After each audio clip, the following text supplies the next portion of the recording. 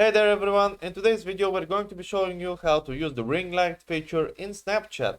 First of all, open your Snapchat and make sure to be on the front camera. Once you've done that, click on the little lightning icon right over here.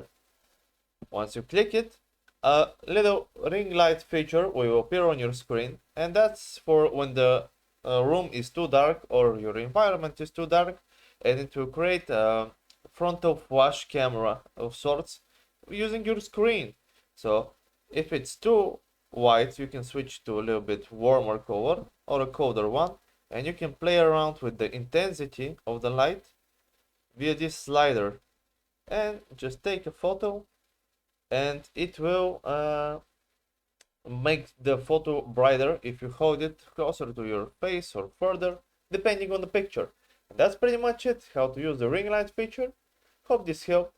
See you next time, and if it did, make sure to leave a like and subscribe, and have a nice day.